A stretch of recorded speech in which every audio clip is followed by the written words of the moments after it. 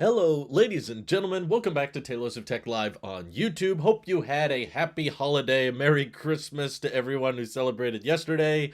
And yeah, I'm probably going to be hearing a lot about what tech you guys got or what you gave. Hopefully, we can focus more on what you gave. In case you're curious, mine was fairly non-techy. There's no iPad, iPhone purchases to report. It was mostly just a great time to hang out with family, and we gave each other, I got some sunglasses, and we gave friends a lot of good food, gift cards, and that kind of thing, but it was good. Anyway, we're kicking off today's stream talking about how the M2 Pro chip is most likely to be the first piece of Apple Silicon using the new 3 nanometer architecture, and reports according to Digitimes, who's not always right, so this could be wrong, but their claim is that 3 nanometer chip production is going to start at the very end of 2022, basically on December 29th, which is this Thursday. So keep in mind that production typically doesn't guarantee, deliveries of those particular chips instantly or right away. But if Digitimes is right on this, this means the likelihood of Apple dropping new 14-inch and 16-inch MacBook Pros at a hypothetical March, April, spring event, wherever that ends up being, goes up quite a bit. And I think that they were probably starting with the higher margin chips because M2 Pro and M2 Max are likely going to be going into more expensive machines. And Apple probably pushed back on the release of those MacBook Pros because for the longest time we thought they were coming this year. They didn't because they realized that by reusing the 5 nanometer architecture, you just didn't get that much of a performance or efficiency gain, whereas jumping to 3 nanometers should be a pretty noticeable performance and efficiency gain, which is good, of course. Better battery life, faster export times, higher Geekbench tests. That's all that we really care about.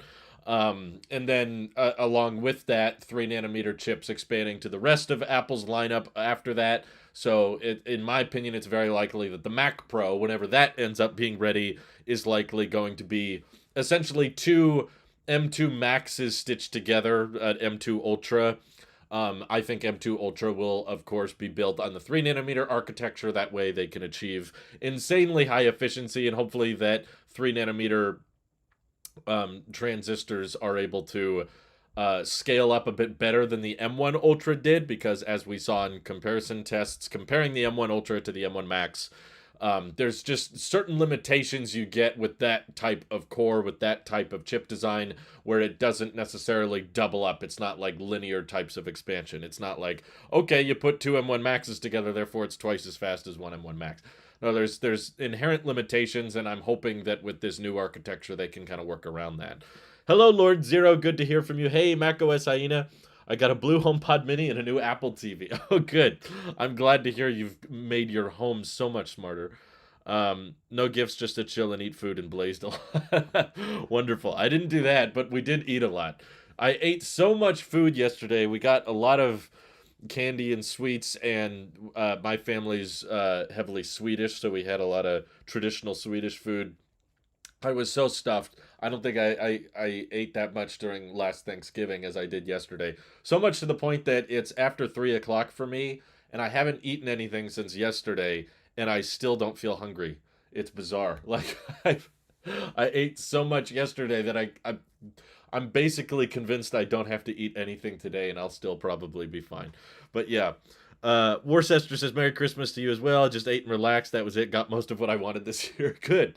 It sounds like most people got pretty happy Christmas. I'm glad to hear. Um, yeah, it's like this year as a whole, I don't think this is my last live stream of the year, but it very well could be, I guess, unless I don't go live again for the rest of the year. But feels like going cheap, with your HomePod minis, or finding the more affordable Apple TVs is the best way to go in terms of Apple upgrades this year. There wasn't a bunch of major ones. I guess the AirPods Pro 2 I did really love. Hey, oh my god, you guys are getting way too generous for no reason. He says thanks for always. Thanks for always. I'm trying to understand what that means. But Ben Rayner being far too generous with the super chats. My goodness, he said, hope it was a great holiday. It was. Thank you so much, Ben. Coggin says, how's the 13 Pro Max holding up? So I'm using it right now for continuity camera, and it is fine. It is perfectly adequate. I think it's. I mean, there's only one way I can tell you how it's holding up, right? Is battery health. It did drop another percentage, I think, since the last time you guys asked. I don't know if I reported it, but now my MacBook and my iPhone are both synced up at 93% battery health, which is kind of bizarre because here's the bed Raiders super chat. Far too generous. Oh, and you ordered a new mic and a soundboard for the holiday. That's cool. New mics are always fun. Family gatherings always have a lot of food. That's very true.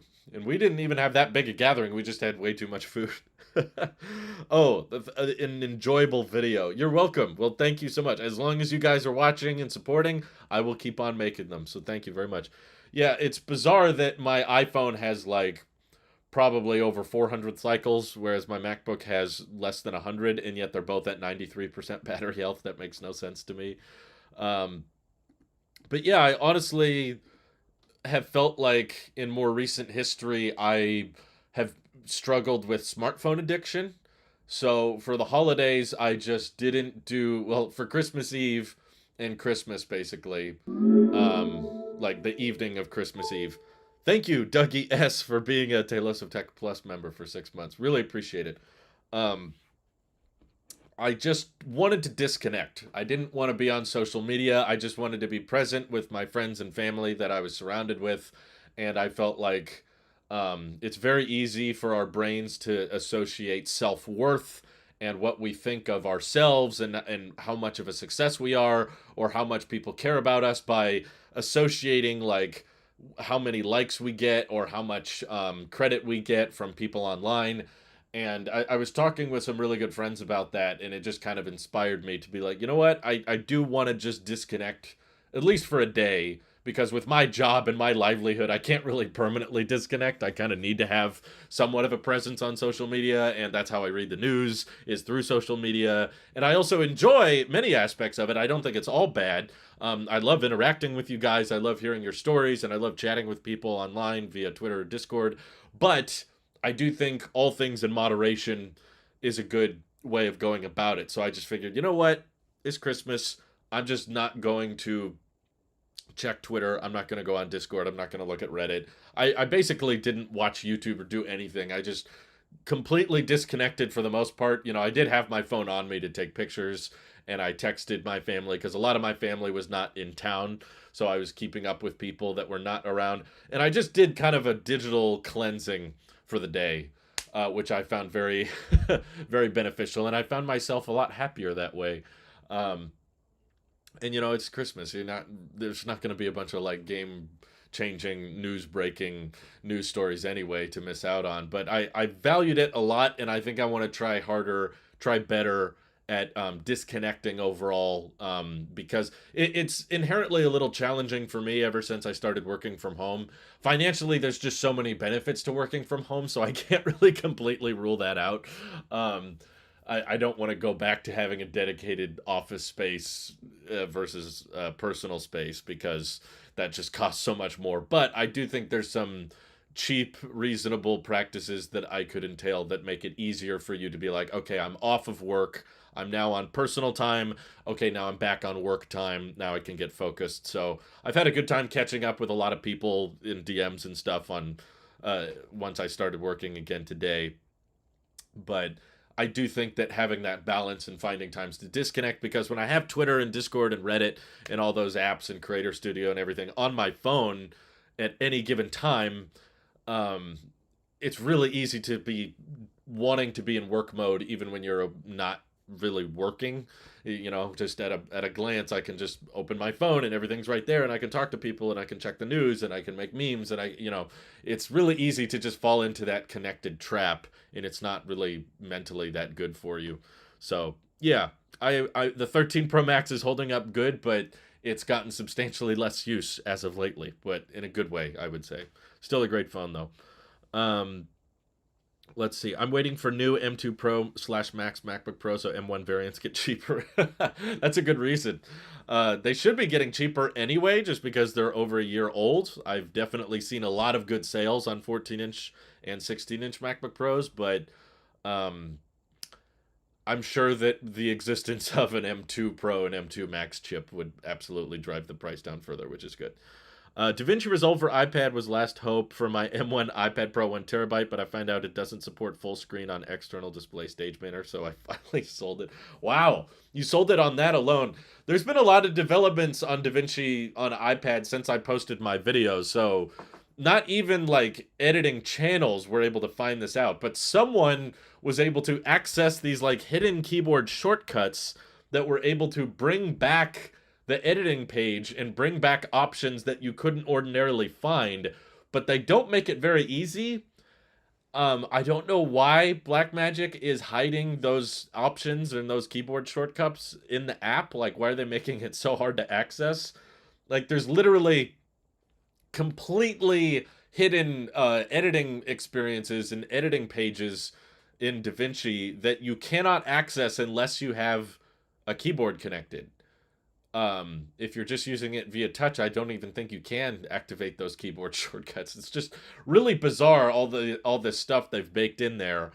Um, but I get the feeling that they're kind of hiding things and not really fully unlocking it because it's not ready or completely optimized. But I'm fairly sure that over time it will get more software support, but everyone has their limits, obviously. And for me, it was a while ago. It was like once they did the M1 chip in the iPad Pro, we all thought there was going to be a giant iPad OS update that year. It was like, why are they, when they launched the M1 iPad, we thought, okay, this must be something big.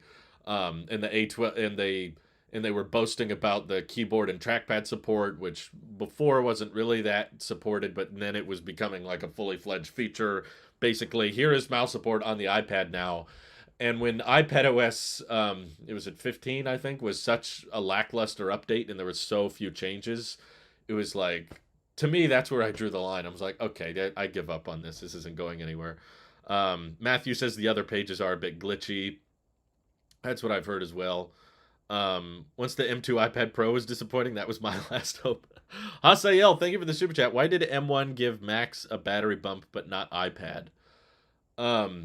Mostly because the M1 chip was very similar to the chip that was already in the iPad. So the A10X and the A12X and the M1, which a lot of people referred to. Another way you could have referred to it was the A14X.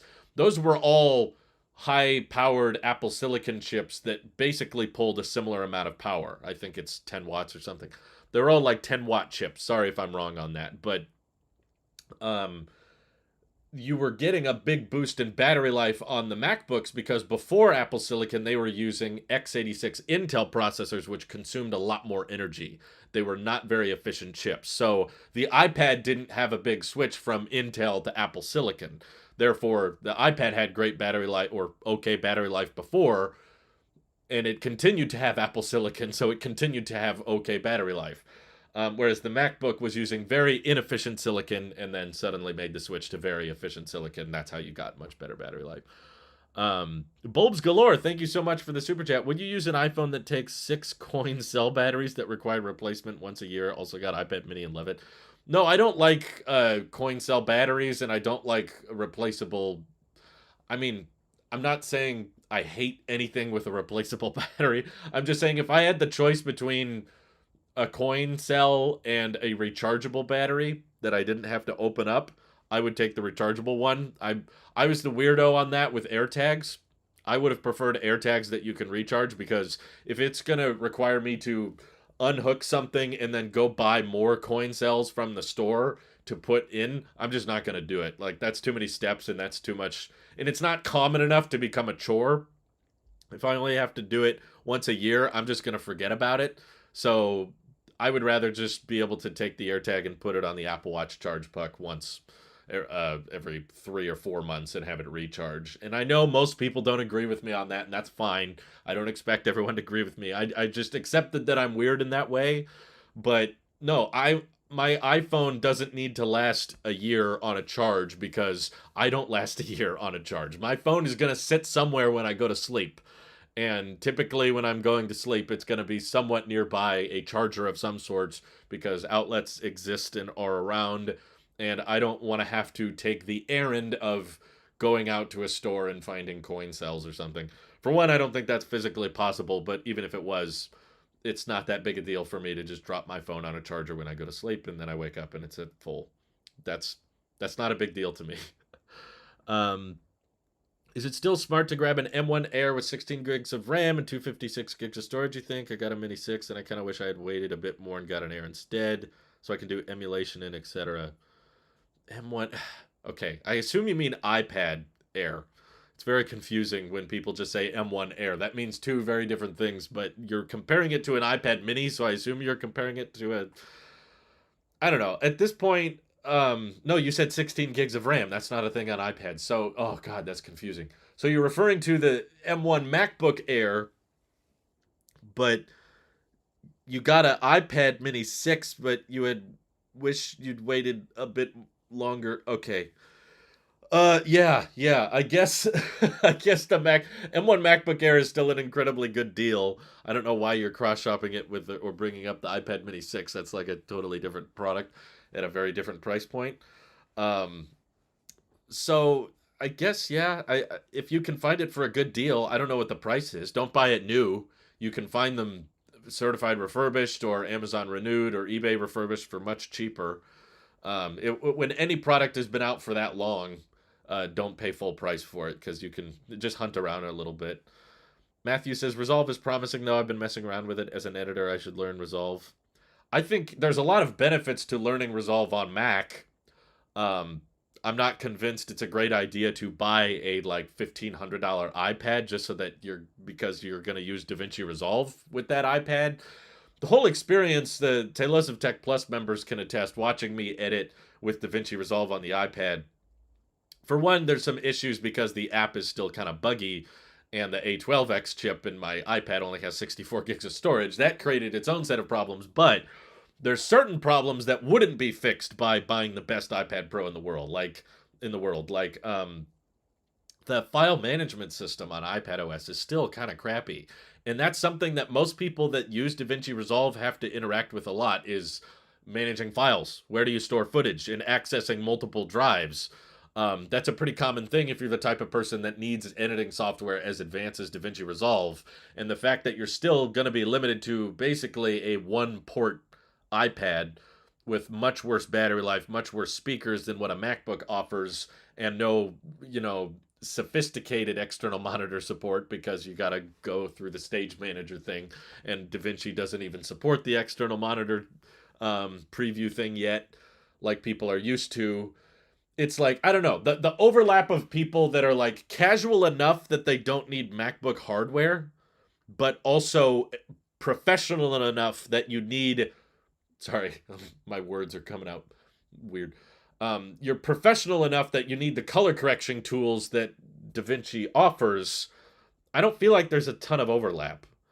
Um, I already own the iPad and Mac. I'm learning on both. It's going to be so much better on the Mac. That's what it was made for. That's what it's optimized for. And just the file management system and the ports and the battery life you have in place with the Mac, in my opinion, is going to be a much better way to use DaVinci. I'm not against using DaVinci. I'm not convinced that buying an iPad is the best way to use it. Um, let's see. I can't find the MacBook Air used in the 16 gigabytes of RAM variant at Best Buy or Apple site. Here's a question. Why do you think you need 16 gigs of RAM? But also 256 gigs of storage. I don't know. I'm not saying there's no use case for the 16 gigs of RAM. I'm just saying it's 8 gigs of unified memory. You'd be surprised how well the 8 gigs of unified memory can perform with Apple Silicon. If you're the type of person that you're like, I really need 16 gigs of RAM, but you're also like, no, 256 gigs of storage is fine. That makes me kind of, are you sure you need 16? Or are you just convinced 8 isn't enough? Elizabeth says the AirTags need coin battery because people put them in checked in luggage. Lithium batteries are not allowed in checked luggage because it's a fire hazard. Again, I'm sure there's a reason. That's perfectly fine. I know Apple did it for a reason. I'm just saying, use case wise, I would have preferred a rechargeable, but that's just me. I'm the weirdo who has 50 plus pages of Chrome. I would recommend just don't do that. Change your web. You realize that, okay, there's one. Some people don't use that many Chrome tabs. Some people do. Just realize that if you're insistent that yes, I have to use that many Chrome tabs, you're paying for it by ensuring that you need 16 gigs of RAM. That's costing you. It's not just a personal preference thing. It's a literal expense to have that many Chrome tabs. Um, what's up, Drew? What's your guess on the price of Apple's mixed reality headset?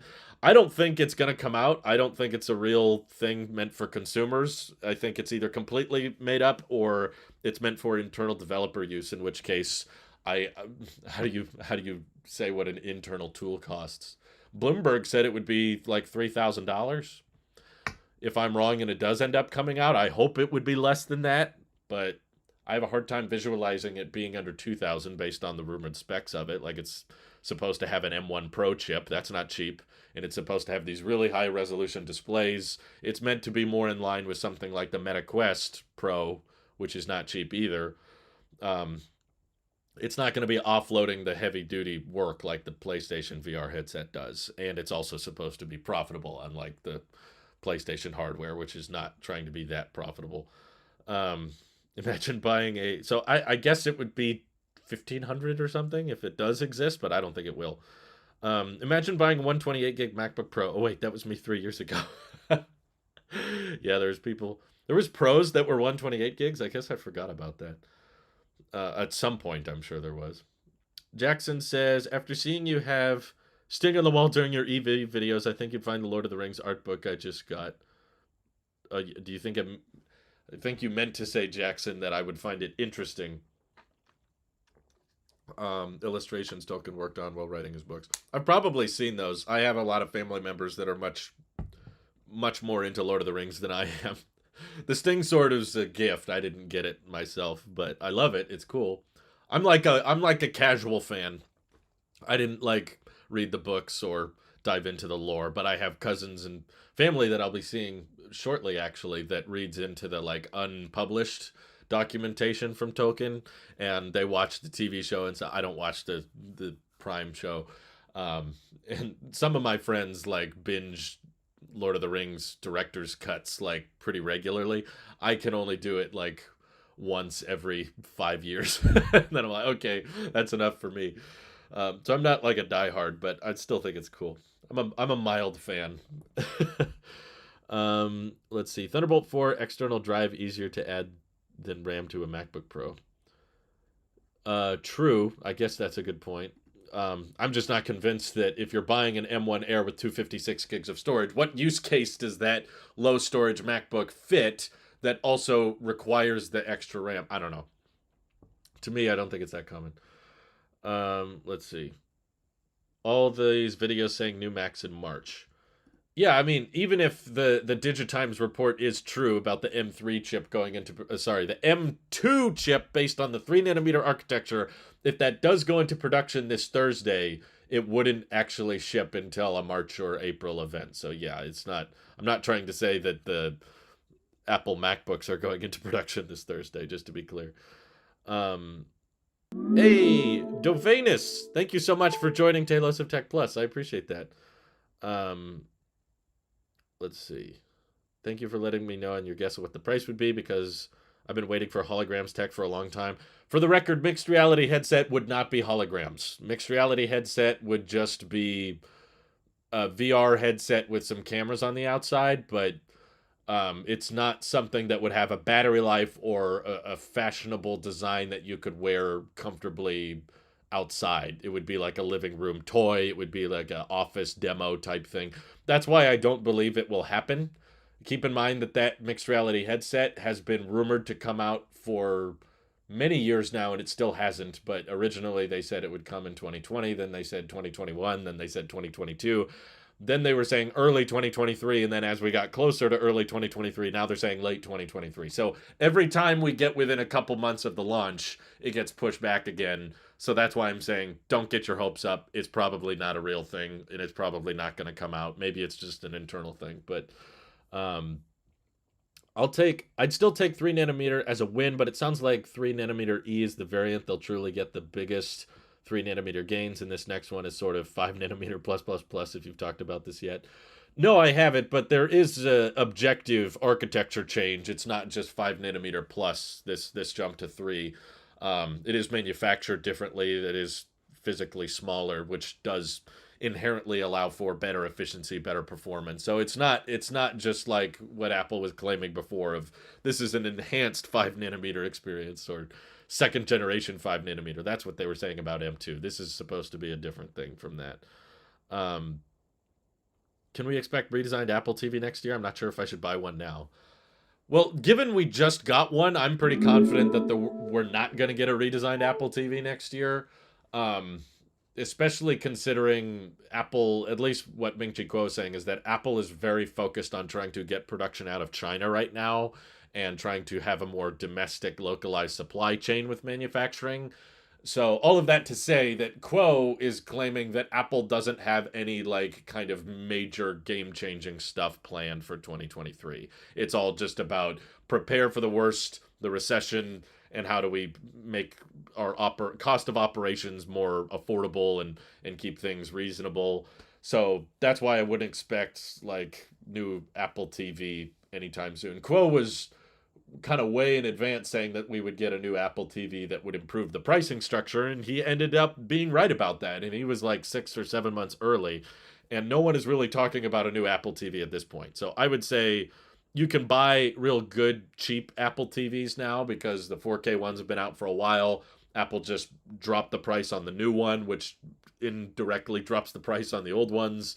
So whether you buy a brand new one or a used one, you can find them for a pretty good deal now. And I don't think there's a much better one around the corner. I think it could easily be several years before they update it again. Could be wrong, but that's what I think. Moon River, thank you for being a Tailosive Tech Plus member for 15 months. He says, hope you had a good Christmas. Storms in Canada. Yes, I did have a very good Christmas, but I'm sorry to hear about all the storms going on. It's been across the United States. Luckily, I'm in a place that's relatively warm. We're not dealing with a bunch of snowstorms. We're supposed to be getting a ton of rain, but not freezing. There's no freezing temperatures every day. It's about 50 degrees Fahrenheit. But the rest of the country is going through a lot right now with the extreme cold. So I hope everybody can stay safe and stay warm. Hopefully the power can stay on. That would be good.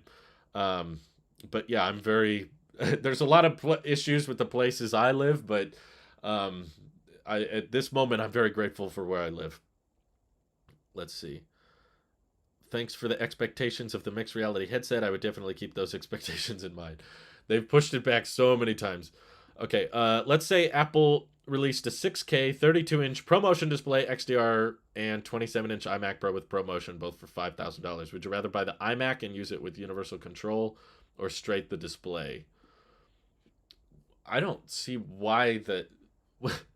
You're saying that okay, the 32-inch monitor has the exact same specs as the iMac Pro. I would assume that similar to the 24-inch iMac, that the iMac Pro would have a chin.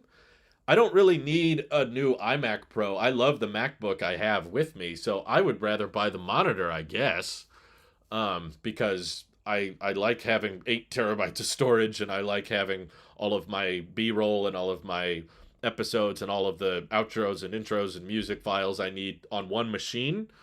I'm really just using my old iMac Pro right now.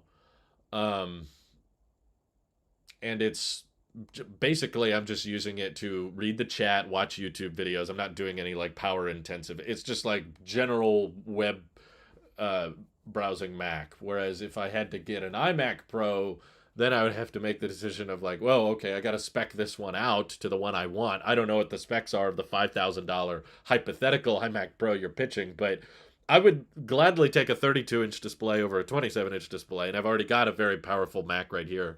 So I would rather just keep using this one, I guess. But I don't know for sure if I would pay $5,000 just for a monitor. I want it to be ProMotion, and I wouldn't mind a 27-inch external monitor that was cheaper, but yeah, $5,000 is a lot to spend just on a bigger display, even if it's a very good display. So my hope is that when they refresh the Pro display, they actually lower the price a bit and make it a bit smaller to accommodate for that price reduction. But yeah, $5,000, that's a lot. I think I could maybe swing three. but still, that's quite a stretch. Um, let's see. You asked why 256 gig earlier. Any more options, and why wouldn't I just go for the 14-inch MacBook Pro at that price? 1600 at Best Buy right now. A 1 terabyte MacBook Air is like 1700. The 14-inch is overkill. I would just argue if you're buying an M1 Air, I think 16 gigs of RAM is probably pretty overkill. If your argument is just Chrome tabs, sorry, I'm not going to help you encourage that web browsing behavior that's literally costing you money. I'm just going to say don't do as many Chrome tabs and get the 8 gigs of RAM. If your argument is that the 14-inch MacBook Pro is overkill, then I could say the same thing about 16 gigs of RAM, in my opinion. And the Pro has a 120 hertz screen and mini LED, so that's well worth going for the Pro. The speakers are so much better. That's the problem, is the 14-inch and 16-inch MacBook Pros are just so insanely good, and they're getting so affordable now that anytime you start trying to spec up an M1 Air or an M2 MacBook Air, it's like you're getting so close to something that is substantially better for not much more money.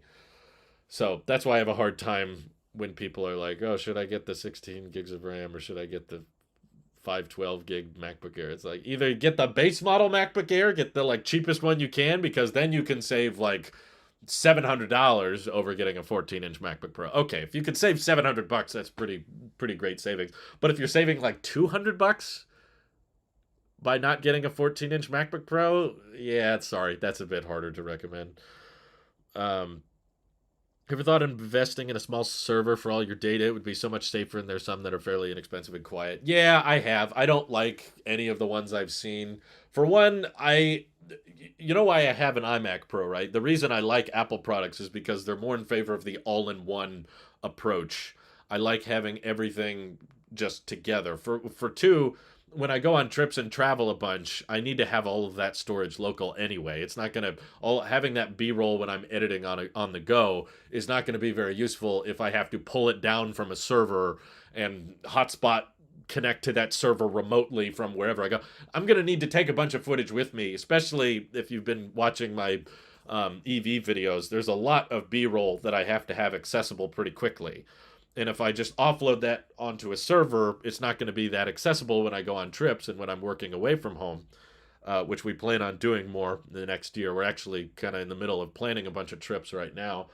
And I also don't like having big towers. I've had PC towers in the past, and I don't like especially when you live in a smaller house like I do, I don't like the physical space it takes up. I don't like the extra lights. I don't like there's only 2 power outlets in this entire room, and we're not using one of them. Basically, all the lights, all the iMac, the MacBook, everything is being powered by one outlet. So if I add a server, that's another outlet I'm going to have to worry about, and that's going to drive up the electric bill even as well. So it's just more physical space that I don't think I would benefit much from, especially when I take things on the go. So I have looked into it. I did spec it out. My friends have servers that they use too, and I don't want one. Hasael Super Chat is, do you fear the EU is pushing Apple's buttons? I'm not that afraid of it, because in the grand scheme of things, I don't think the EU is going to, like, for one, they're only going to affect mostly hardware where people live in the EU, and I don't live in the EU.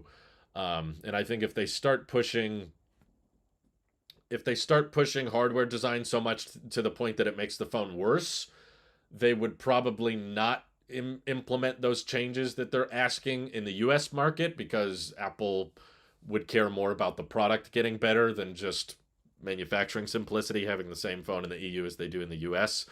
Switching to Type-C, I don't think is going to make it worse. Honestly, I think it will make it better. I don't think that's going to be a big issue, but I don't think there's much Apple can do about it, basically. I don't think Apple has any bargaining chips.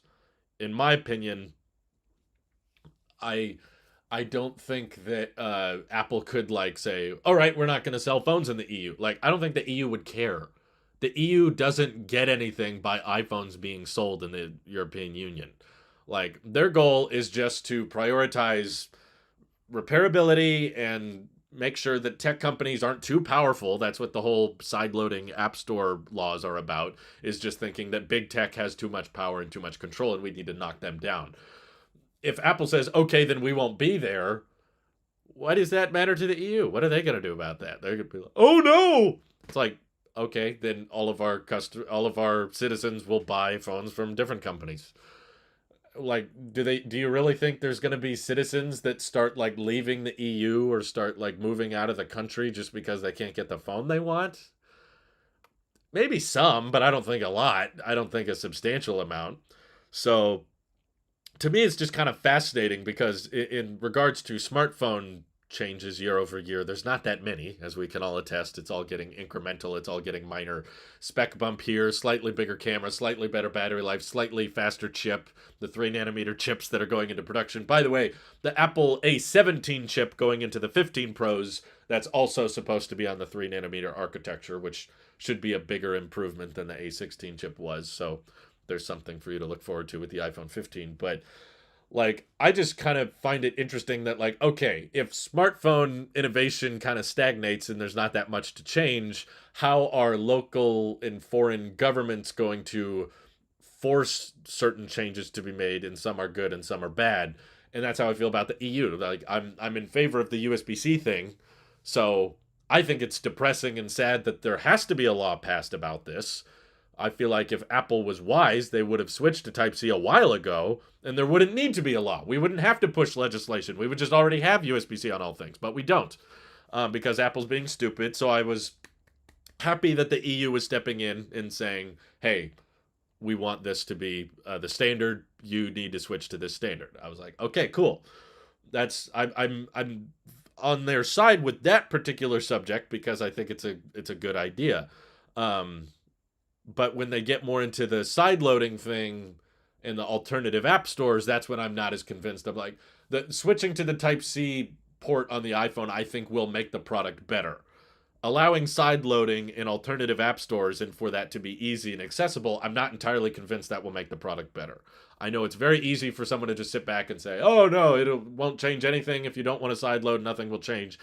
You don't know that. We haven't seen how it's implemented yet. And I think there's a good way to implement it, but there's also a bad way to implement it. And because we don't know how it's going to be implemented yet, it's too early to say whether or not it will make the product better. But I can totally see a reality where it makes the product worse. And it makes it worse for developers. It makes it worse for consumers. Just because you can complicate the App Store experience, and that can make a lot less people comfortable spending money on the App Store, and therefore there's less revenue for devs as a whole.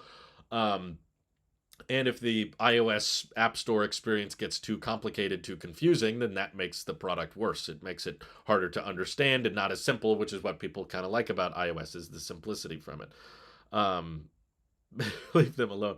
But yeah, a lot of people are like, when I made the video on that, I think it's funny that they act like I have a difference. Like, well, because you made a video saying you like that they're having to switch to USB-C on the iPhone, that enables them to pass more laws. It's like, I didn't vote on this stuff. I don't live in the EU. What I say doesn't affect what happens. Whether or not I was against the USB-C thing or not, they're going to do what they're going to do. They're a government and they have a lot of power over there. So no, I don't think I have an effect on this. Like, well, you opened the door by supporting the USB-C law. It's like, we didn't vote on that. We didn't do anything. So the 14-inch will probably last you a good 10 years. I agree. I think the 14-inch MacBook Pro is a great deal. Be funny when the USA tells the EU that BMW and Mercedes need to make parts OEM. The US doesn't really have those kinds of laws in the same way. EU will care when they get slapped down with other trade requirements for EU producers. I don't think that EU producers. I mean, all I'm saying is the EU is going to do what they want, and there's not much Apple can do about it. So I'm just kind of fascinated to see, like, how different will the EU iPhone be, simply because I don't think Apple has the guts to pull out of that market. I don't think Apple's going to be like, well, if there's this many rules and regulations, we're just not going to sell our phones there anymore. Like, no, there's nearly 1 billion people in that market. They're not going to just boycott it out of that principle. They're just going to keep tweaking the iPhone design more and more and more until it abides by all the laws there. And then that may result in a future where the EU has a very different model iPhone than what we get, which I kind of find fascinating. just from a tech community perspective, I find that kind of interesting that based on the laws of your country, the iPhone may look and feel and have very different features. And we're kind of already stepping into that field where like we're getting eSIM only on the US models, but physical SIM still available on the EU models. Um, it's a little change, but it's getting slowly more and more noticeable. And I think as these laws start to be more and more specific about battery replacement requirements and side loading and that kind of stuff, it could be a very different experience. Um, Dang it, Drew, all your fault. Don't you know the EU does nothing but sit around and listen to Tailosive? I forgot. How could I forget? Hello, European Union. Thanks for watching. What spec of the 3nm M2 MacBook Pro would you review, assuming you will review it? Well, I already have the 16-inch MacBook Pro, so probably for the sake of mixing things up, I don't even know if I would review one, depending on how different it is.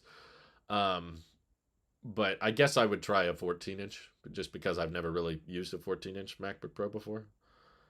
Um, let's see. I have more concern with the EU is the TV panel situation and how bright TVs can be, and that will affect panels outside the EU, talking about electricity consumption. Yeah, I've seen a law on that. It basically bans 8K TVs. I don't know if you guys heard that, but basically the European Union has a law about how much energy a TV can produce, or sorry, not produce, consume. That would be cool. TVs making electricity. And essentially the way the law is structured, like 8K TVs basically can't exist, which you guys are going to hate me for this, but I'm kind of not against that a little bit. Um, I mean, I don't think that law necessarily needs to exist because I don't think 8K TVs were going to sell that well anyway. But and I also don't think TVs are a big strain on the grid. If you look at what is the largest consumer of electricity, TVs are nowhere near the top of household energy consumption. At least these days with flat screens and stuff, they really don't use much power. The biggest one, for one, is if you have an electric vehicle, for one, and more people are these days, especially in the European Union. They're a lot more competitive in the EV space. They have a much better charging network. If you have an EV, that's by far using the most electricity. Number two, after that, is going to be HVAC. Anything that cools or heats your house is going to use way more electricity than any of your personal electronics. After that is the refrigerator, because the refrigerator is basically a tiny HVAC system, but yes, it's running constantly to keep things cool, and depending on what the climate is in your region, it might use more or less electricity. So, um, I I think that it's weird to get into passing laws about TV energy consumption because relatively speaking, it's very little compared to all other things that are using a bunch of electricity. Um, but I think it's funny that like I have been outspoken about this for a while that I think 8K is mostly useless. Like I think unless you're watching something in IMAX, you don't need to be fussing around with 8K. And I was saying all of this past year, I really don't want um the iPhone to have 8K video because that's just to me that's just Apple giving up. That's just them like pursuing hype words because the amount of detail, the amount of light that can be captured by this camera is so much limited by other things besides resolution. And we've seen 8K on Android phones, and it's not that different. It's not very good. You don't really pick up on that much more detail because you're limited by the size of the sensor and the size of the lens and how much light that can actually take in. That you're basically just burning through battery life, burning through storage way faster for detail that you cannot notice unless it's being viewed on an extremely large display. And even 8K on a 65-inch TV is hard to notice the difference between 4K at an average viewing distance. And as you get older and your eyes get worse, that detail becomes even harder to notice. That's why a lot of people, you'll notice your grandparents don't mind watching their cable TV at sub 1080p because they literally can't tell the difference between 1080 and 4K. They don't notice. So to me, it's like this huge law of diminishing returns. So it's funny to me when I see a government ban something that I think was stupid. Even if I don't think it's necessarily like No, I don't think the government should overstep their boundaries too far, and I do want to support a free market, but I'm like, yeah, 8K is kind of dumb. So to see the EU be like, no, no 8K. It's like, by that same logic that 8K TVs are using too much electricity, uh, you could probably make that same argument that wireless charging should be banned, and I wouldn't like that. That's for sure. I don't want that to be the case because I really like wireless charging. And yes, I'm aware that wireless charging is less efficient and it means that more energy is wasted compared to wired charging. And you could extrapolate that out. If we've got a billion people all wireless charging, how much energy is being wasted compared to if they were all wired charging? Okay, yeah, you could make that stretch, but in regards to energy consumption and wastefulness, it's not very good. It's uh, it's not that big a difference. Like the amount of energy our phones use is so insignificant compared to HVAC, refrigerators, washing machines, dryers, and of course EVs. So it's like it'd be one thing if we started mandating that electric. To me, it would make more sense that you would early in the transition to electric vehicles, you would mandate a certain watt hours per mile or kilometer. Sorry, because it's the EU. You could start mandating like you can't sell EVs here if they're this inefficient. It's banned to have an EV that consumes that much electricity per mile. That, in my opinion, would almost make more sense than like banning certain TVs, which is kind of hilarious to me. 8K content is still a far off future. No, I disagree. I don't think it's far off future. I think it's never. Like, the human eye can only detect so much detail. And every time you try to push for 8K, there's a law of diminishing returns. And we've seen this bounce back in the smartphone world where pixel density reached a certain point that it was no longer noticeable to the human eye, or for most humans, that it started going backwards. Not like some people view resolutions and screens as this infinitely linear progression. Like we started with 480p, and then it was 720, and then it was 1080, and now we have 4K, and the future is 8K, and then it'll be 16K, and then it'll be 32K, and then it'll be 64K. And I'm like, no, at a certain point, which I think we've already hit, resolution doesn't help the viewing experience anymore. It just means heavier bandwidth consumption, more expensive displays, and you can't see the difference at an average viewing distance. And I think we've basically already got that with, honestly, a lot of people are content with 1080p. There are major news organizations. I was just watching a video from CNBC the other day. YouTube supports 8K playback. And I'm sure that CNBC has very good cameras available to them. And they're still uploading all of their YouTube videos in 1080p. And do you notice any comments complaining about that? Oh my God, it's only 1080. No one cares. Most people are watching this stuff on their phone or minimized, in which case they're not going to get the full 1080p anyway. To me, 4K covers like even the edge cases, and 8K is just flexing. I don't even think there's actual use cases for 8K. It's just boasting that you can do it for the sake of doing it. But yeah, the 4K to me is just like the highest as you really need to go for anything that's not viewed in a movie theater. Once you get to a movie theater and you're watching something on 50-foot screens, yeah, okay, 8K makes sense, 16K makes sense, but that's not what most of us are doing. I don't think 8K is future tech. I think that's just useless tech. um, but it is funny to think about what laws are going to be influencing Apple's design schemes. Speaking of good resolution, you end up seeing Avatar between you saying you were going to with people last stream. I'm going tomorrow. Yeah, I'm not. I haven't seen it yet, but I'm going for social reasons. I'm not actually that interested. Please start a Tailosive union to require Apple to run macOS on iPads. I like that, Riley. That's a great idea. If there's a European union, we can start a Tailosive union. Most people outside of the tech community didn't even have 4K. I can't think of anyone I know who has a 4K TV in my personal life except for myself. I think I agree with you. My parents don't have a 4K TV. My grandparents definitely don't. Um, yeah, I don't know. I guess I have my friend Mike. I get people that are also in the tech community that I know that have 4K TVs. But yeah, it's like it's not this linear progression of resolutions. Okay.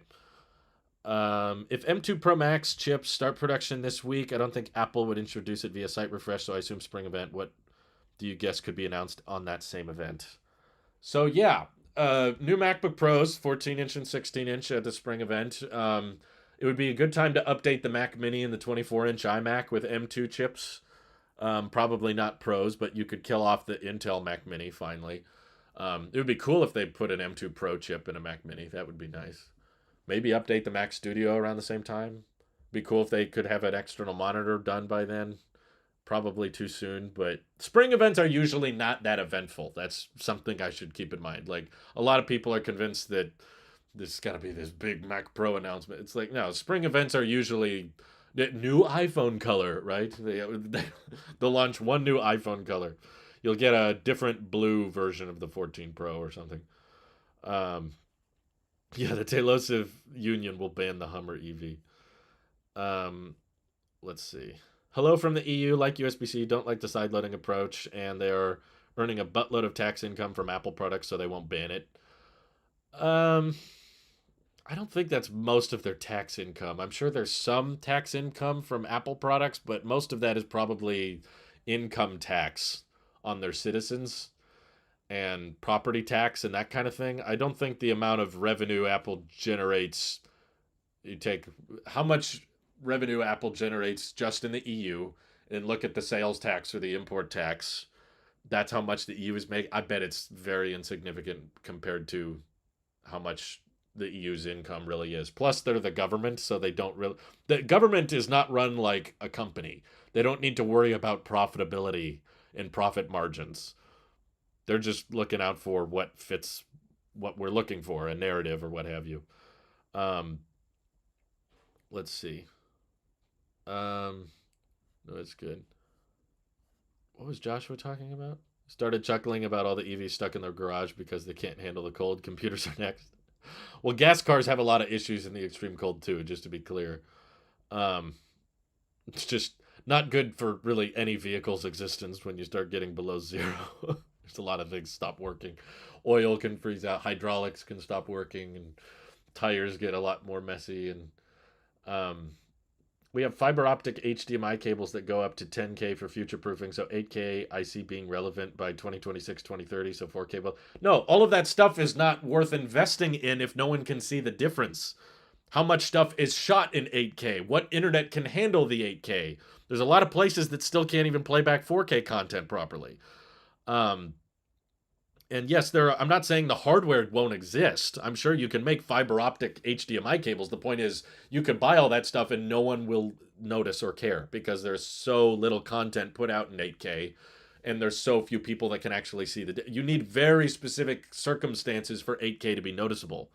So 8K on living room TVs, I don't see becoming the norm because I haven't even seen 4K TVs become the norm. It's not like the hardware existed to make 4K smartphones. You guys know that, right? Like years ago, like 7, 8 years ago, we had 4K smartphones. And guess what? It was harder on the battery life, it was more expensive to produce, and people didn't notice the difference. The best selling phones used to have a over 400 ppi. You know, the resolution was 1080p on the best selling models. And then once the iPhone 10R and 11 came around, they had worse pixel density. They had lower resolutions, but they were selling better than the 1080p models were. You know why? It's because we hit the law of diminishing returns. People couldn't tell the difference. They didn't look at the 10R and hold it next to their 8 Plus and go, oh my God, it's so pixelated.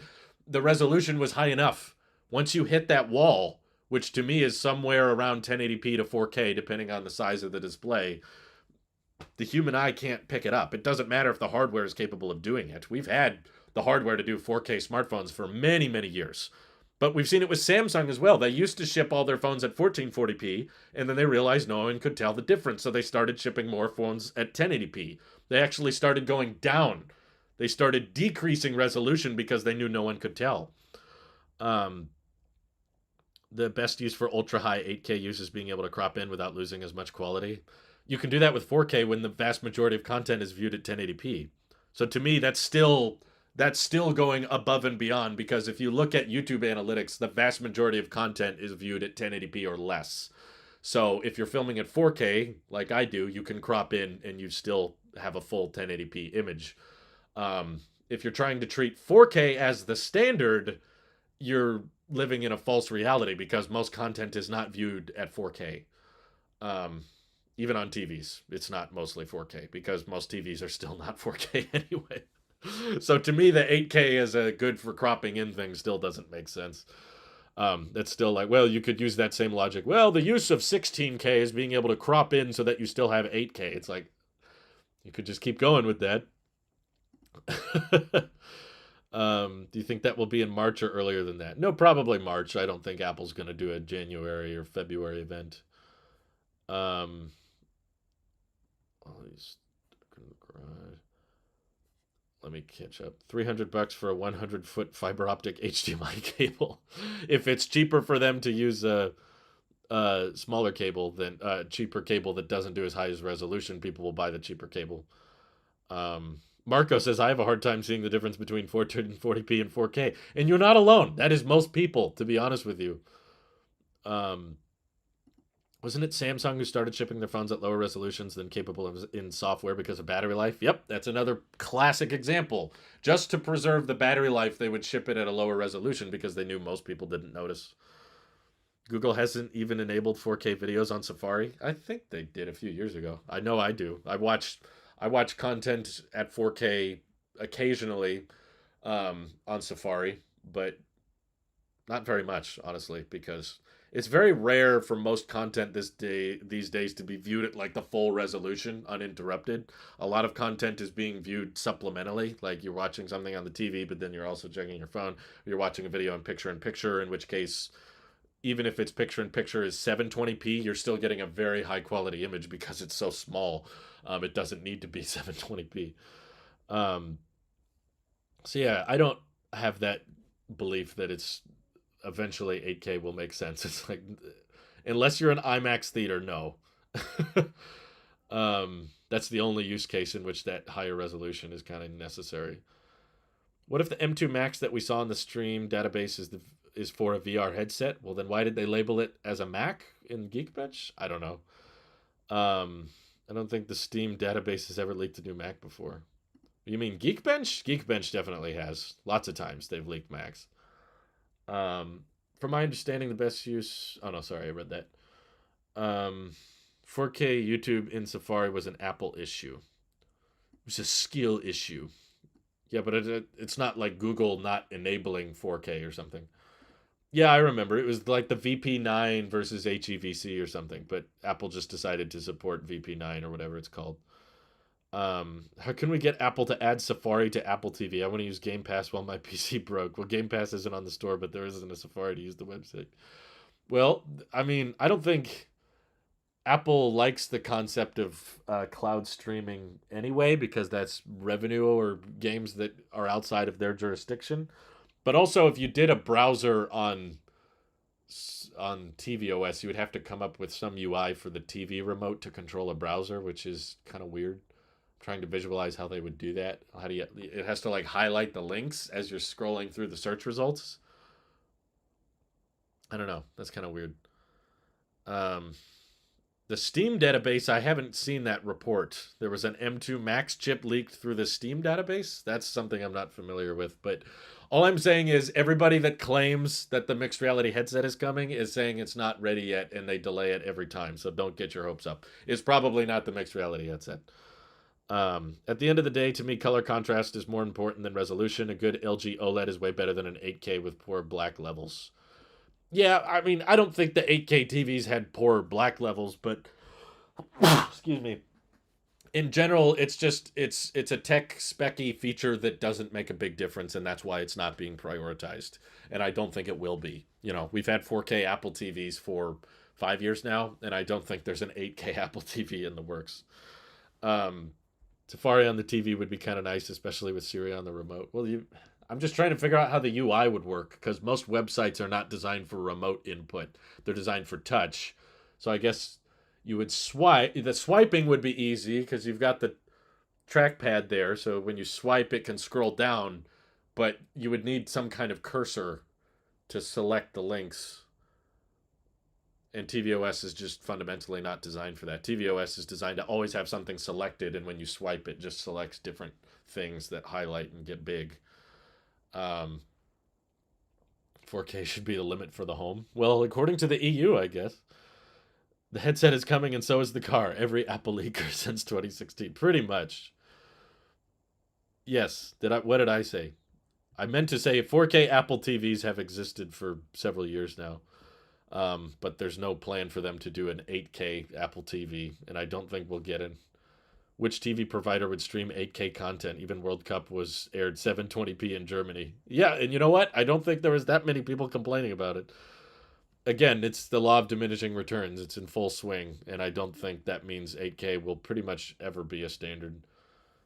I don't understand the whole thing with the EU and sideloading, because saying Apple has a monopoly on the App Store is like saying that McDonald's has a monopoly on the Big Mac. I agree with you on that one. Like, to me, if Apple is not like, to me, when you're a monopoly is when you're approaching like 80 to 90% market share, and that's not what Apple is. At least not in the EU. Maybe in Japan or something, they're 80%, but I don't think of Apple having a monopoly on the iOS App Store, but their point, it all comes down to the EU believing that Apple has too much control. The one company having this much power, this much money generated is wrong. It doesn't matter how good the product is or how good the service it is. If it controls that much of a public good, that's not like just a convenience thing. It'd be one thing to just say, you know, no one talks about monopolies with media companies, but I guess maybe the argument is that it's not a utility. Like Disney, in my opinion, has a ton of control over all media.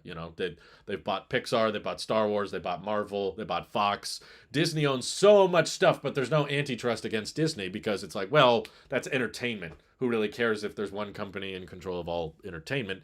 You don't necessarily need to watch all the Pixar movies. You're not required to watch all Star Wars movies.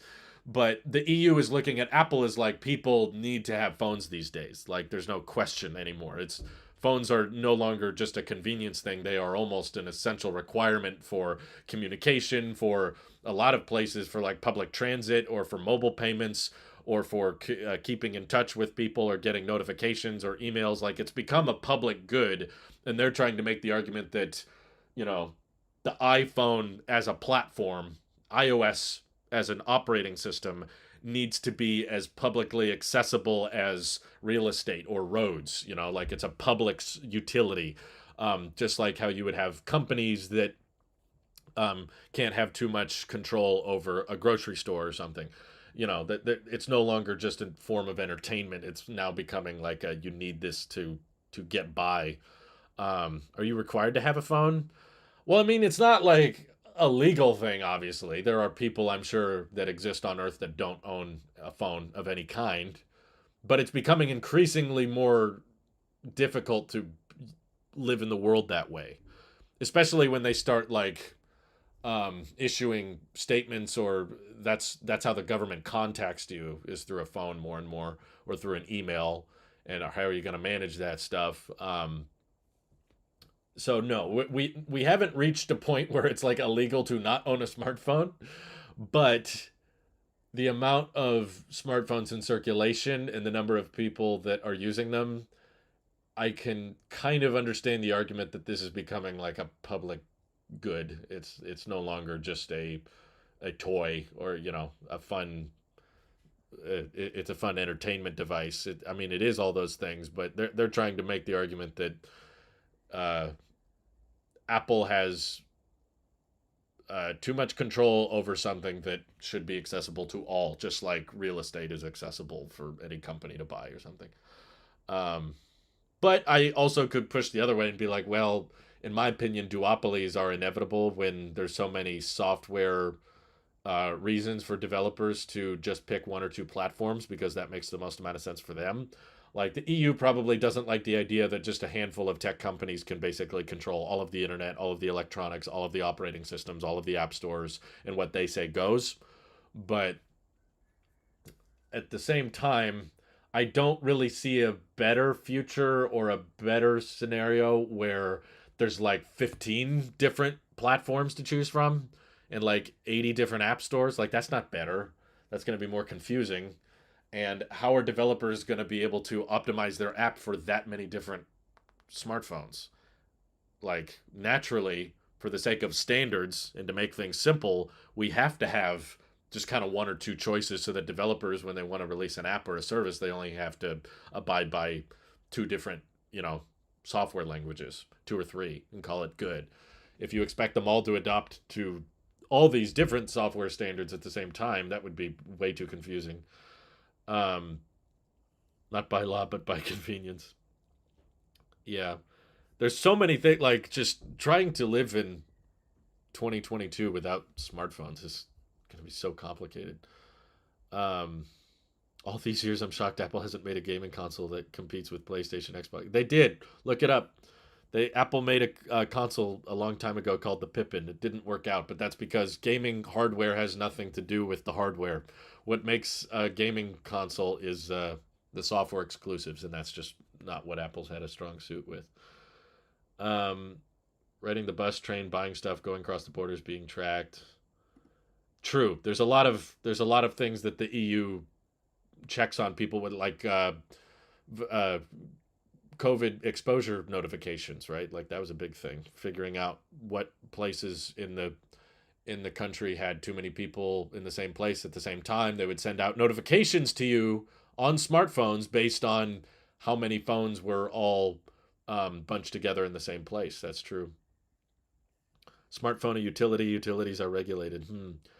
Right. That's kind of the debate going back and forth because it does slip into a bit of a gray area because there's certainly a lot of people that don't use smartphones just for utility, but turning it into a utility that needs to be regulated, I can kind of understand. Like someone making the case that smartphones are as mandatory as electricity or water or garbage services which are regulated and stuff, or sewer services and stuff. It's like, yeah, kind of everybody has internet now. It's not like the human body will die without internet, but the usefulness or the value of a house without internet access goes substantially down than a house compared to a house that does have internet access. So, um, if Tesla did make a phone and it wasn't Android based, would you review it? Even if it was Android based, heck yeah, I would review it. I'd be super fascinated to see what it would be like for Tesla to make their own phone. I don't think they'll do it, but I would be fascinated to see what they would try. Did you guys see the Tesla made an air power? Like they use this freeform wireless charging tech, but basically it's two no, it can charge three devices via Qi simultaneously, and it kind of looks like cyber truck aesthetic. And I was like, see, they went above and beyond what they needed to with this random wireless charger. Imagine what Tesla would do with a phone. What features would they prioritize and what design would they make it to have it stand out and that kind of thing. It would be interesting. I don't think it would perform very well. I don't think that many people would buy it. I think it would be one of those things they make once and then no one buys it and then they get rid of it, kind of like the essential phone or something like that. Or it would be pretty niche in my opinion, but I do think it would be funny. I feel the same way about Apple making a foldable. I don't think it would sell very well. I don't think it would change the game, but it would be interesting to see what Apple's take on a foldable would look like. I don't have that many products that I would just say no, they shouldn't make that. I don't want to see that. It's like I don't have a use for AirTags, but they're still cool. When they came out, I'm like, oh, that's interesting. Here's how it works, and here's Apple's approach on a tile tracker. Cool. All right, that's interesting. Um, let's see. Is there anything I should have downloaded from my MacBook to keep it safe? I don't download anything for virus protection, and I've never had a problem personally. When will we see a standard charging speed required? To have a true standard port, we need a set amperage/volt combination for charging across all devices. Otherwise, it's just the shape of the hole. Well, there kind of already is one. There's very few USB-C cables and ports that are below 5 watts, and pretty much all smartphones can charge at 5 watts or more. So I don't think the government needs to step in and regulate when things are working. I don't think there's that many situations where, because we don't have the same amperage or voltage across all USB-C ports, this device just won't charge, at least when it comes to smartphones. Um, so they might come to that eventually, but I don't think it's necessary. I don't think it's that big an issue to be like, this brick isn't fast enough to charge my phone. It's like, I mean, the slower charging, you can make the argument that the slower charging is better for the battery health, therefore reduces e-waste. So if anything, the EU might step in and ban a certain amount of fast charging because that degrades the battery quicker. I don't think they will. To me, the charge rate is not as big a problem as just the e-waste created by there being multiple ports. But there's enough of a standard already. There's very few USB-C ports that can't do 5 watts. That's pretty rare. Um, let's see. You need to pay monthly to up your charging speeds. They don't do that with cars, but okay. When a company creates a product which their users enjoy so much that it sells really well and has a high market share, then they should be forced to change in a direction the users don't want. No, that's what I don't agree with, is like, in my opinion, the government should be trying to make the user experience. I mean, I'm in favor of the free market. If a company does something that results in the product or service being better and the consumers like it, then let the company do that. But the argument is being made more so about when is too big. You know, if one company is in control of like the entire planet's smartphone access, that's a lot of power. You know, that's dictated by one brand that's enforcing rules and regulations across hundreds of countries. In many ways, you could say that Apple has more power than many governments do in that way, just based on who they can suppress, who they can allow, who they don't allow, people they can remove off their platforms. That's a lot of power. Um, but what I'm not in favor of is the government stepping in and making the product or service worse for the sake of, well, at least they won't be in power. It's like they're probably in power for a reason.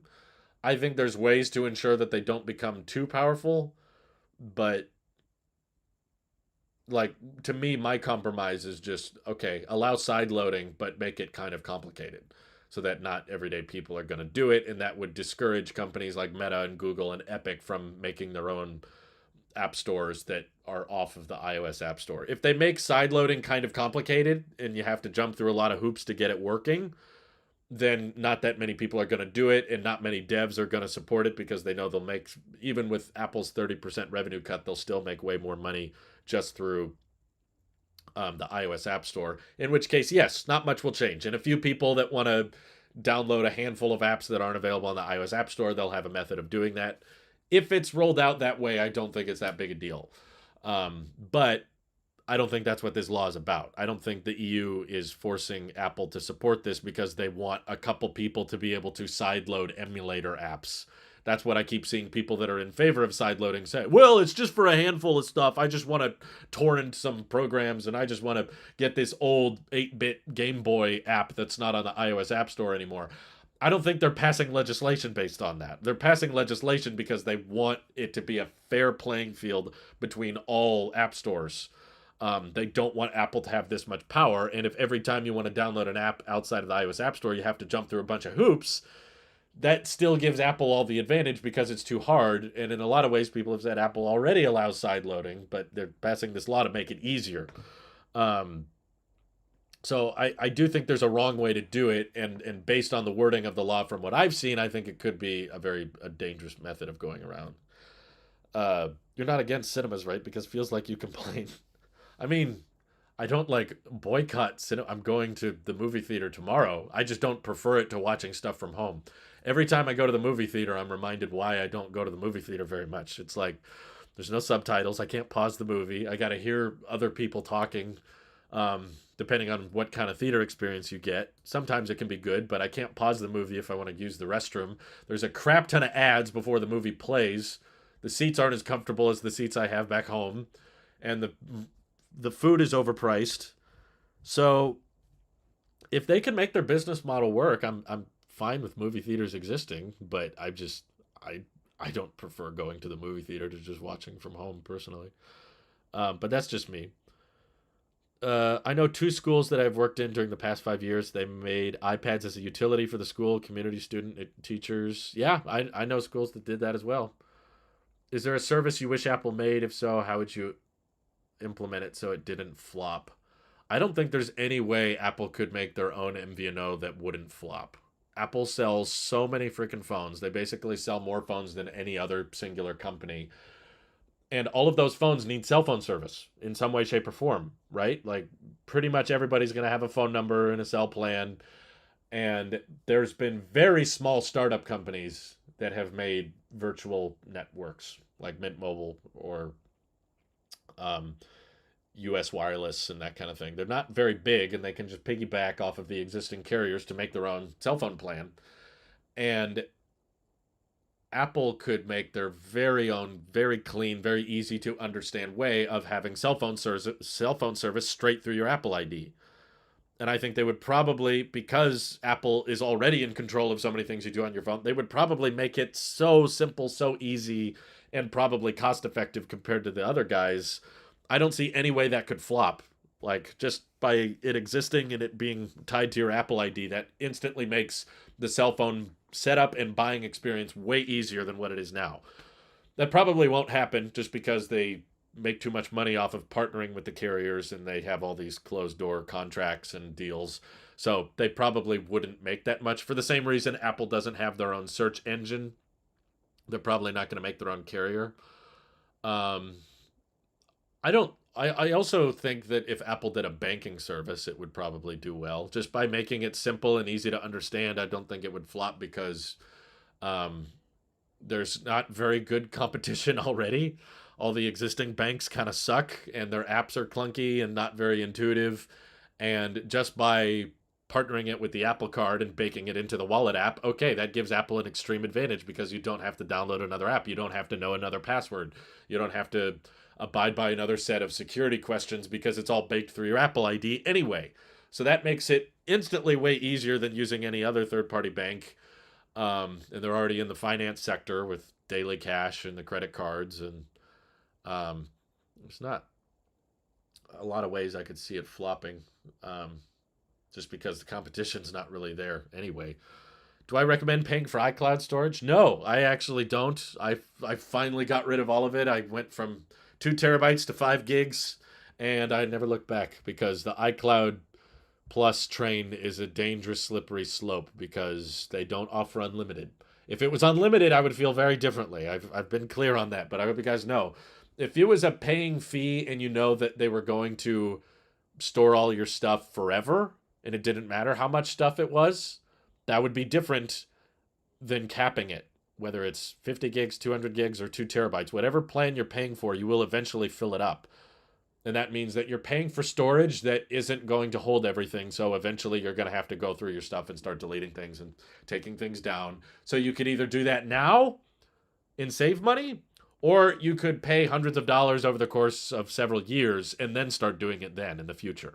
So you're really just paying for the inevitable delay of having to go through. And by the way, when you fill up 2 terabytes or 4 terabytes, if you have Apple One, eventually you will. It's going to take a lot longer to get through all that stuff compared to now if it's a lot smaller. Would I sacrifice camera quality for no bump? I don't think it's practical to assume companies would compromise on the camera quality. It doesn't really matter what I think. I mean, sure, I think camera quality is pretty great, and it would probably still be pretty good even if there was no bump. But I would rather them just do the pixel route. Like, okay, like I understand that cameras can be much better when they have bumps. So I would rather them just have the visor camera across the top. That way it doesn't wobble and you still have a really good camera rather than compromise on the quality of the camera. Where's option buy first gen Pixel for unlimited storage for photo?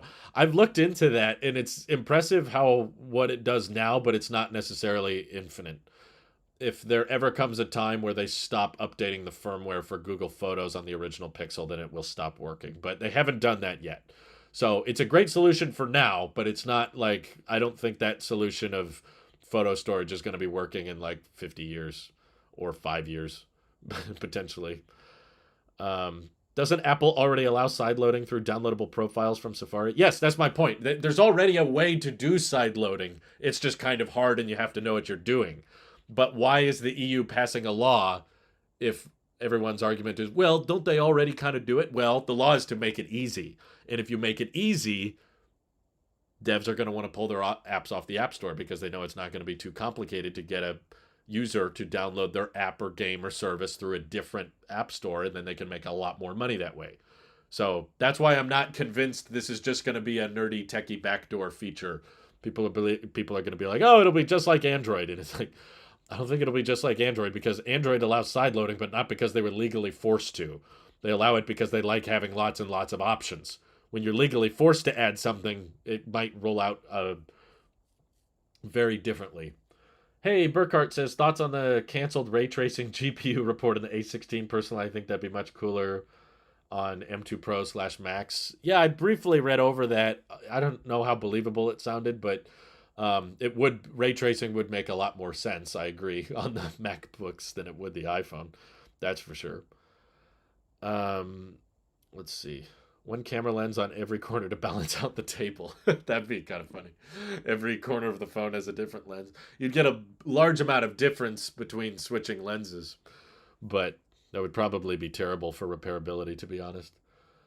Am I still having the storage bug? No, I finally got rid of that. I think I deleted some cloud storage that was on one of my photo editing apps, and it wasn't showing up, but it finally deleted that cloud storage, and then the iCloud went down. So I'm using less than 1 gigabyte of iCloud right now.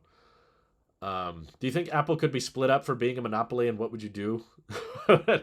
Probably not in the US. Maybe the EU would want them to split up, but I've not really visualized how that's supposed to work.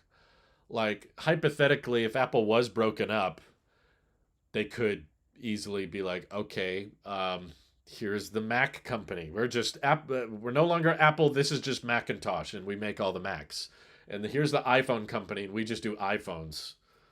I don't know how other way that you would divvy it up other than hardware. I guess you could do that. We're the Apple TV Plus company, but now Apple TV Plus is not owned by Apple. So it's just TV Plus. But it's like, okay, if you break up those companies, does that mean AirDrop doesn't work anymore? Does Mac OS come out at the same time as iOS? Can I still sync iMessage between the devices? Okay, call it what you want, but as long as I can still have my ecosystem, I would keep buying it from the same companies, I guess. If they started breaking them up and said, like, no, you can't have iMessage integration, or no, you can't, they probably wouldn't do that. What they would likely do is say iMessage has to be available on all platforms, in which case I would still probably buy whatever laptop had the best battery life with the fastest silicon that was best for video editing, which would come back to the MacBook, whether or not it was owned by Apple.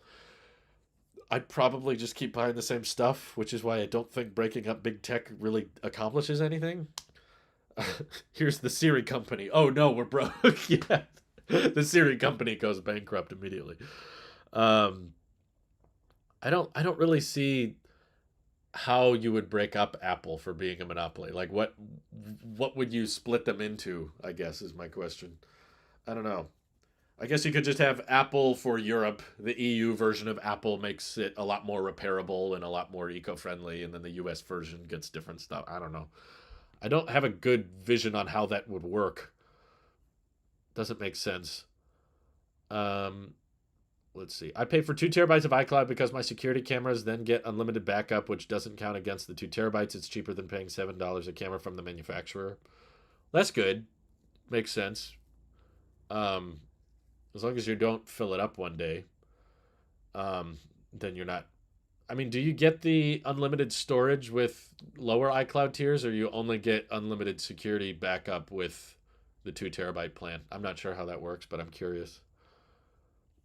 Breaking up the iPad OS team would just be firing one guy. That makes a lot of sense. It's just like when you make all the AirPods, there's a good example. They could split off AirPods because that's big enough. If the AirPods brand was just a standalone company that was detached from Apple, it would still be in the S&P 500, which is kind of mind-boggling. That's how big the AirPods business is. So I wouldn't be shocked if one day, I mean, I don't think this is going to happen, but if one day the government decides to break up big tech, the first way they split off an Apple division may be AirPods. AirPods just become their own separate thing, and they say that your H1 pairing method, where you open the case and you get the little pop up, you have to make that available on Android and iOS. There can't be any advantages. Um, just keep everything the same. Uh, when will MacBook Pro likely transfer to OLED? There's rumors of it going from mini LED to OLED, I think in 2024, but they're still trying to iron it out and make it uh, not burn in, make it reliable. And the you can get OLED to ProMotion. We have that on the iPhone. You can get high refresh rate OLED, but all of the desktop OLED laptops and desktops now have very low brightness, and Apple wants very high brightness for their MacBooks and stuff. So that's what we're waiting for, is reliable, high brightness, high refresh rate. And right now, most of the supply chains are claiming they're going to have that stuff ready around 2024. But I don't think it's something to be that excited for, because the dynamic range is not going to be that much better than mini LED. Okay, interesting. Michael Pepper Tech says it's only with the 2 terabyte plan. They limit to fewer cameras on the lower iCloud. Interesting. I didn't know that there was like software exclusives for the 2 terabyte. But thank you all for joining in. I got to get going here. But I'm happy to hear everybody had a good Christmas. Stovanus, I had a great Christmas. Thanks for asking. And I enjoyed chatting with you all. So stay tuned for more. This is your Apple Sweep here. Oh, and before I go, special huge shout out to people who signed up for Tailosive Tech Ultra, Riley McGinnis and Tyler Forte. They don't want to collab or anything, but they still are supporting in an absurd way, which I was not expecting. But special shout out to Tyler and Riley. Thank you guys so much. Have an excellent rest of your day. Happy holidays.